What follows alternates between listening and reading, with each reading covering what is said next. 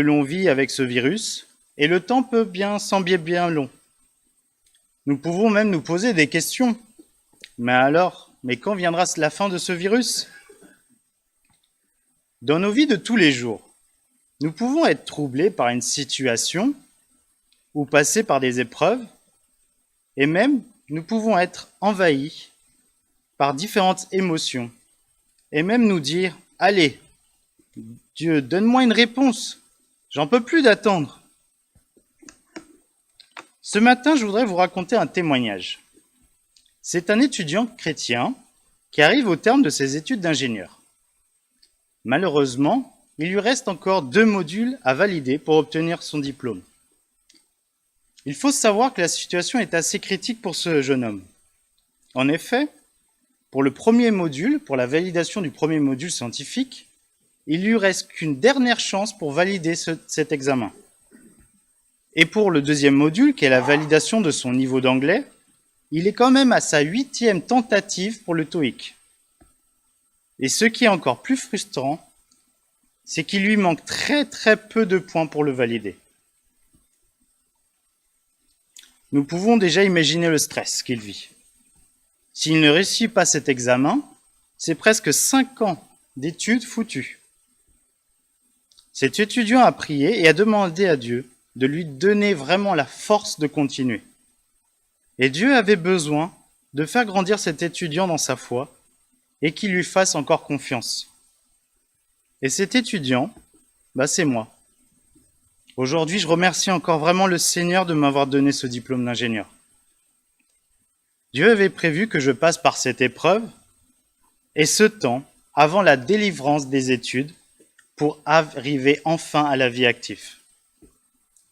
Dieu continue à œuvrer dans nos vies selon son plan. Le message de ce matin s'intitule « Encore un effort à faire ». Et nous allons voir ensemble la traversée de la mer du peuple hébreu dans Exode 14, 10 à 31. J'articulerai cette prédication en 2 parties. La première, c'est quand nous sommes à bout, continuons de garder confiance en Dieu. Et la deuxième partie sera Dieu et à l'action dans nos vies. Commençons par la lecture biblique.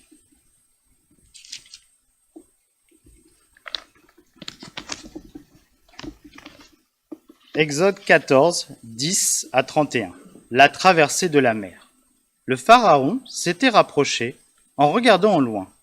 Les Israélites aperçurent les Égyptiens lancés à leur poursuite. Ils furent saisis d'une grande peur et poussèrent des cris vers l'Éternel. Puis, ils se tournèrent contre Moïse et lui dirent « N'y avait-il pas assez de tombeaux en Égypte pour que tu nous emmènes mourir dans le désert ? Pourquoi as-tu voulu nous faire sortir d'Égypte ? Nous te l'avions bien dit lorsque nous étions encore là-bas, laisse-nous tranquilles, nous voulons être esclaves des Égyptiens, car mieux vaut pour nous cela que de mourir au désert. » Moïse leur répondit, « N'ayez pas peur, tenez-vous là où vous êtes et regardez, et vous verrez comment l'Éternel vous délivrera en ce jour. Ces Égyptiens que vous voyez aujourd'hui, vous ne les reverrez plus jamais. L'Éternel combattra pour vous, et vous, tenez-vous tranquille. » L'Éternel dit à Moïse, « Pourquoi cries-tu vers moi ? Ordonne aux Israélites de se mettre en route. Quant à toi, lève ton bâton, tends la main vers la mer, fends-la en 2, et les Israélites la traverseront à pied sec. De mon côté, je rendrai les Égyptiens obstinés pour qu'ils s'engagent derrière vous. Alors je manifesterai ma gloire aux dépens du Pharaon, de toute son armée, de ses chars et de ses hommes d'équipage de chars. Et les Égyptiens sauront que je suis l'Éternel quand j'aurai manifesté ma gloire aux dépens du Pharaon, de ses chars et de ses hommes d'équipage. » L'ange de Dieu qui marchait en tête du camp d'Israël passa derrière eux, et la colonne de nuée se déplaça également devant eux, pour aller se tenir sur leurs arrières. Il vint se placer entre le camp des Égyptiens et celui d'Israël. D'un côté, elle était obscure, et de l'autre, elle éclairait la nuit. Durant toute la nuit, aucun des deux camps ne s'approcha de l'autre. Moïse étendit sa main sur la mer, et l'Éternel fit souffler sur elle pendant toute la nuit un violent vent d'est, qui refoula la mer de sorte que les eaux se fendirent et que le fond apparut. Les Israélites passèrent au milieu de la mer et sur la terre ferme, alors que les eaux se dressaient comme des remparts, à leur droite et à leur gauche. Les Égyptiens les poursuivirent, et tous les chevaux du Pharaon, ses chars et ses hommes d'équipage de chars s'engagèrent après eux au milieu de la mer. Mais vers l'aube, l'Éternel considéra le camp des Égyptiens du haut de la colonne de nuée et de feu, et il sema le désordre. Il fit s'enliser les roues des chars, de sorte qu'ils n'avançaient plus qu'à grande peine. Les Égyptiens s'écrièrent : « Fuyons devant Israël, car l'Éternel combat pour eux contre l'Égypte. » L'Éternel dit à Moïse : « Étends la main sur la mer, et que les eaux refluent sur les Égyptiens, sur les chars et sur les hommes d'équipage. » Moïse étendit la main sur la mer, et au point du jour, la mer revint en place. Les Égyptiens qui battaient en retraite trouvèrent la mer devant eux, et l'Éternel les précipita dans la mer. Les eaux refluèrent et couvrirent les chars et les hommes d'équipage de toute l'armée du Pharaon, qui s'était engagée à travers la mer à la suite des Israélites. Pas un seul d'entre eux n'en réchappa. Quand Israélites, ils avaient traversé la mer à pied sec, pendant que les eaux formaient une muraille à leur droite et à leur gauche. En ce jour-là, l'Éternel délivra Israël des Égyptiens, et ils virent les cadavres des Égyptiens étendus sur le bord de la mer. Israël vit la grande puissance que l'Éternel avait déployée contre les Égyptiens.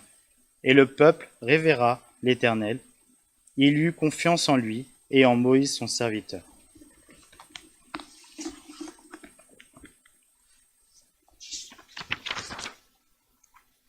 Quand nous sommes à bout, continuons de garder confiance en Dieu. Nous imaginons la joie que peut avoir le peuple hébreu. Ça y est, 400 ans d'esclavage, et Dieu a montré sa puissance au Pharaon et à son peuple. Il a délivré son peuple. Nous lisons dans Exode 13, 21-22, « L'Éternel marchait à leur tête, le jour dans une colonne de nuée pour leur montrer le chemin, et la nuit dans une colonne de feu pour les éclairer, afin qu'ils puissent marcher de jour et de nuit. La colonne de nuée ou la colonne de feu se trouvait en permanence à la tête du peuple. » Il est important d'insister que ce n'est pas Moïse qui est à la tête du peuple. C'est Dieu qui conduit son peuple. Moïse est le serviteur et le porte-parole de Dieu. C'est incroyable. Au travers des passages que nous avons vus depuis Genèse jusqu'à maintenant, Dieu est à l'œuvre dans chaque détail. Il est capable de tout et surtout, il tient ses promesses. Nous pourrions nous dire, ça y est, c'est la fin, c'est fini, cette épreuve, plus d'esclavage. Et le peuple est prêt pour aller retrouver la terre promise qui ruisselle de lait et de miel et a confiance en Dieu. Nous lisons au verset 10.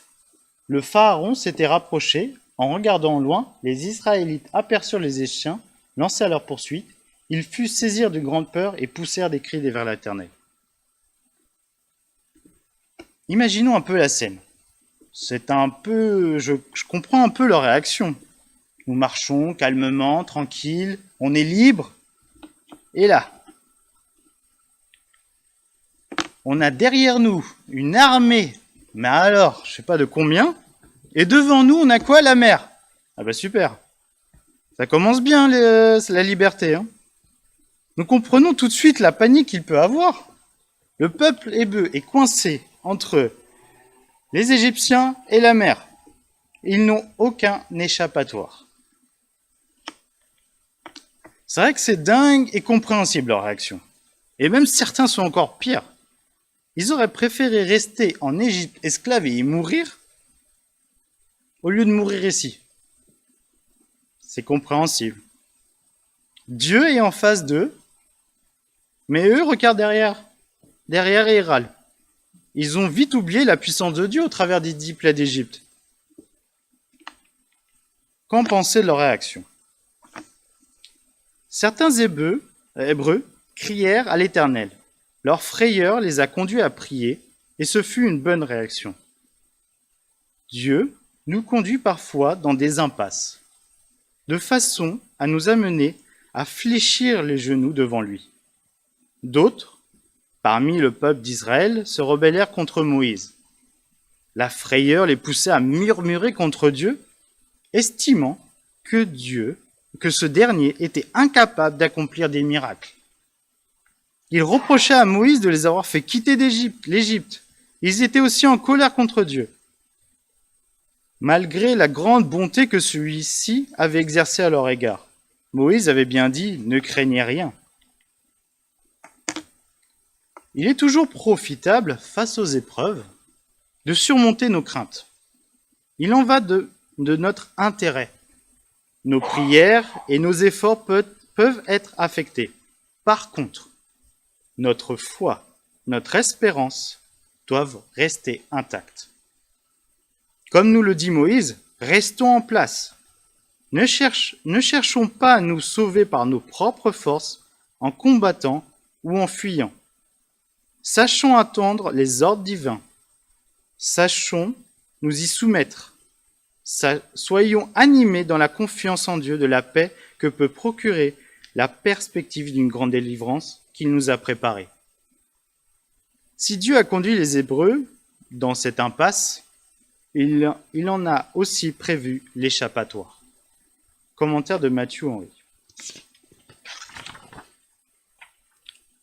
Aujourd'hui, depuis un moment ou même depuis notre enfance, nous faisons face à des épreuves qui nous semblent insupportables ou même insurmontables. Par exemple, la maladie, une réparation de voiture non prévue, ça fait cher, une vie banale, pas de travail, difficultés au travail, traumatisme, et j'en passe. Quand nous sommes à bout de souffle, nous avons des réactions toutes différentes. Colère, peur, inquiétude, croire que l'on réussira par nos propres moyens. Dieu n'est pas là.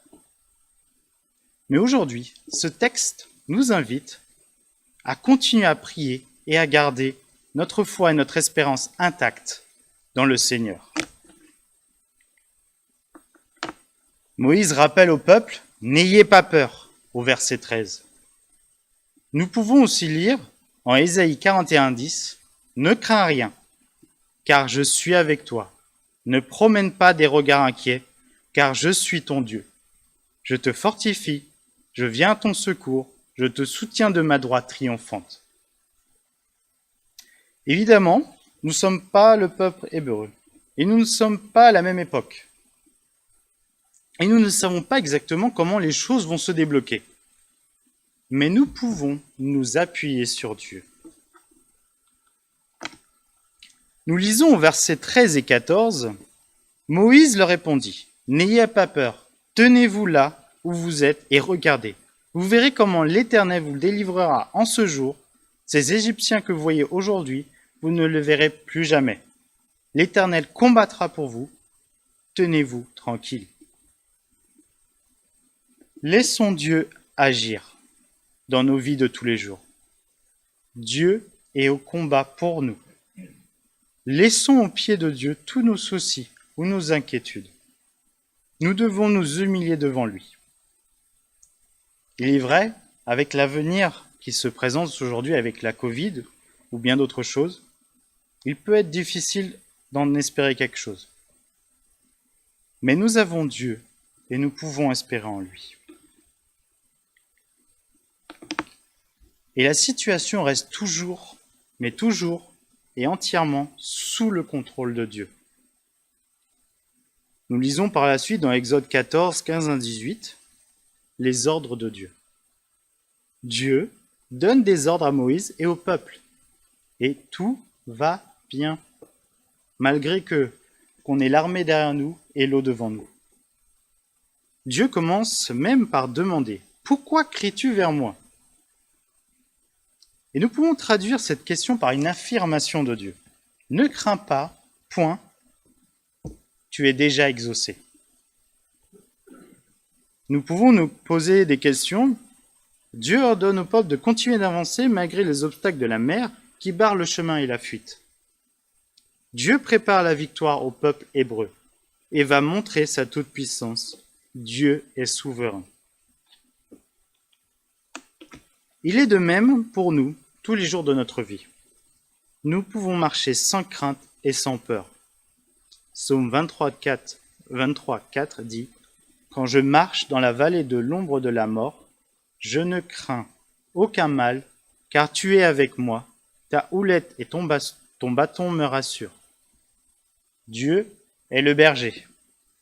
Un berger prend soin de son troupeau et l'emmène dans des pâturages pour se nourrir. Il protège son troupeau face aux carnivores. Dieu fait de même pour nous. Dieu nous protège.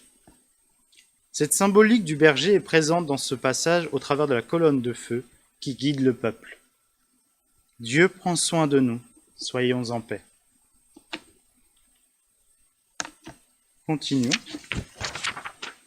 Dieu est à l'action dans notre vie.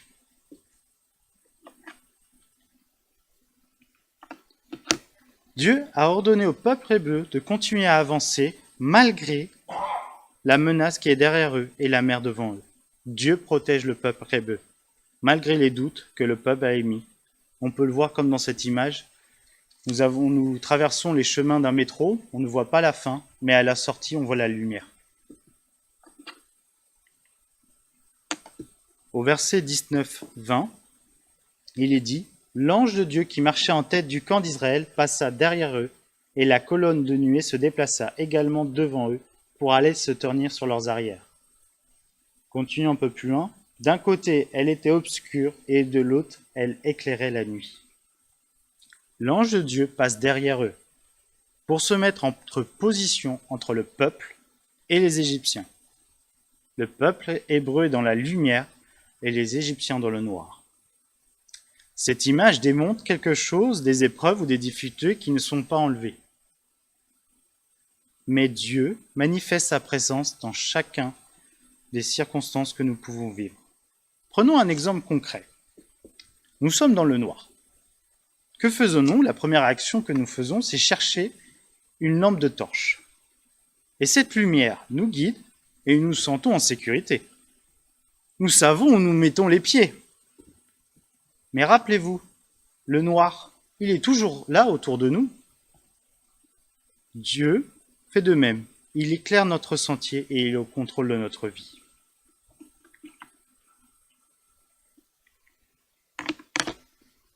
Dieu peut agir miraculeusement dans des situations qui nous semblent difficiles, voire impossibles, comme dans le film qui est affiché dans le PowerPoint, Breakthrough, raconte l'histoire vraie de l'improbable réémission d'un enfant noyé dans un lac glacé qui est sorti du coma, après avoir passé un quart d'heure sous l'eau.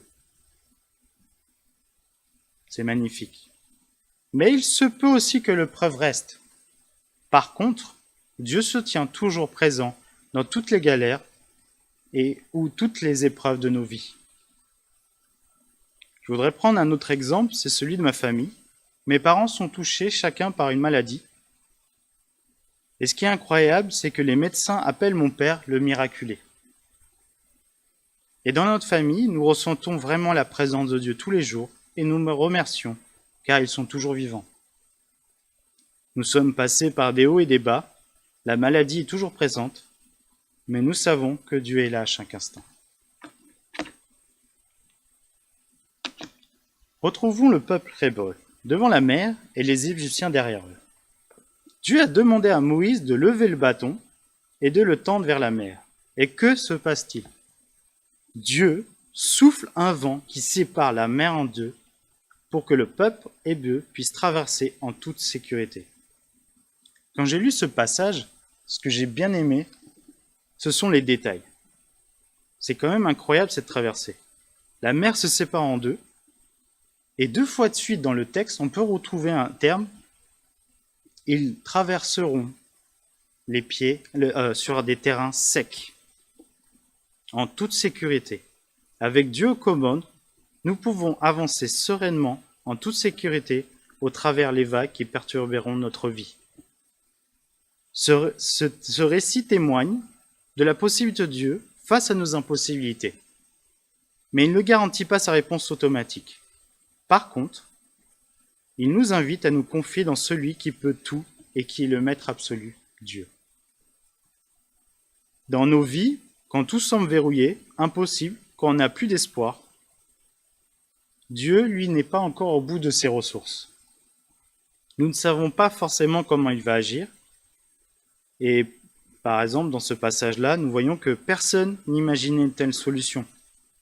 Mais Dieu a ouvert un chemin que personne ne voyait. Il est Dieu. Et il crée un chemin où il n'y en a pas, car il est tout-puissant. Regardons la fin de cette traversée. Dieu enlève la colonne et les Égyptiens foncent à la poursuite du peuple hébreu. Mais eux n'arrivent pas à avancer avec les chars, alors que le peuple hébreu a pu traverser sur un terrain sec. Dans Exode 14, 25, Dieu fit s'enliser les roues. Ils ne traversent pas sur un chemin sec. Même eux reconnaissent enfin la puissance de Dieu face à eux et leur Dieu. Malheureusement, c'est trop tard. Dieu ordonne à Moïse de tendre sa main et la mer se remet à sa place. Soudainement, ce qui effrayait tant les Hébreux a disparu. Quelques heures avant, encore la panique était là, le stress, l'angoisse. Dieu en un instant a été capable de régler tout ça. Nous pouvons véritablement nous appuyer sur Dieu dans toutes les circonstances de nos vies. Mais plus encore, le péché, la mort, nous suivent et nous terrorisent. Nous, humains, nous sommes comme ce peuple qui essaie de fuir et qui angoisse à l'idée de mourir. Mais Jésus-Christ est comme ce flot qui soudainement, par sa mort et sa résurrection, trace un chemin impossible et balaie nos adversaires. Il est le Dieu victorieux, celui qui est le chemin, la vérité et la vie. Nous pouvons emprunter ce chemin de victoire en Jésus et être certains d'aller de l'autre côté pour l'éternité. Nous ne devons pas endurcir notre cœur. Dieu nous donne l'occasion d'être sauvés encore ce matin en faisant un pas de foi. En effet, ce passage de la traversée de la mer est une annonce. Il annonce la résurrection de Jésus-Christ. Comme l'a rappelé Samuel, cela tombe bien, la semaine dernière, c'était Pâques. Nous nous rappelons que Jésus-Christ a pris nos péchés sur la croix. Il est ressuscité le 3e jour, car la mort ne peut pas le retenir. Il nous a sauvés.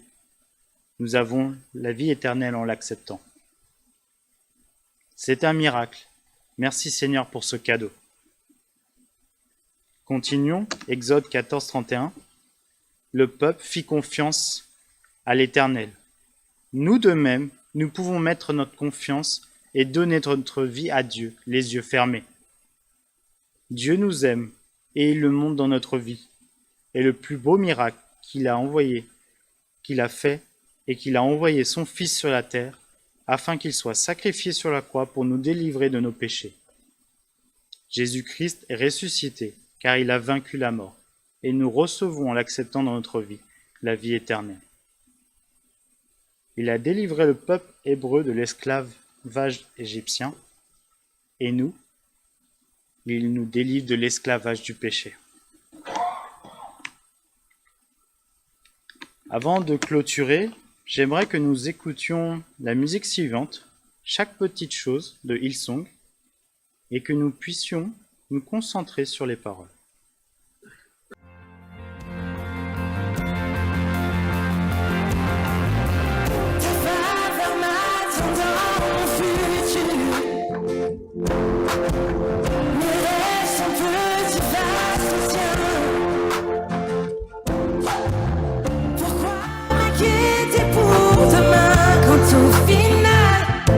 J'ai besoin, c'est de faire confiance.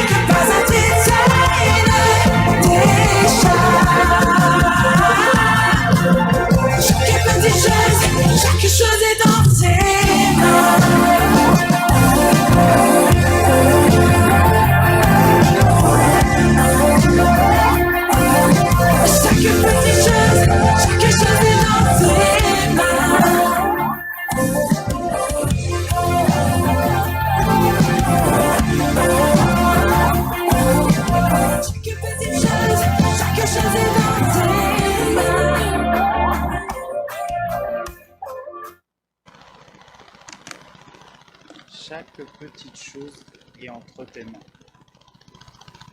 Dieu est dans les détails. Dieu est tout-puissant et amour, et il a un plan parfait pour nous. Il a tout accompli sur la croix au travers de Jésus-Christ, pour que nous soyons sauvés de l'esclavage du péché et pour recevoir la vie éternelle. Plaçons notre confiance dans le Seigneur. Dans les épreuves de notre vie, Dieu a déjà un chemin tracé et est palpable tous les jours.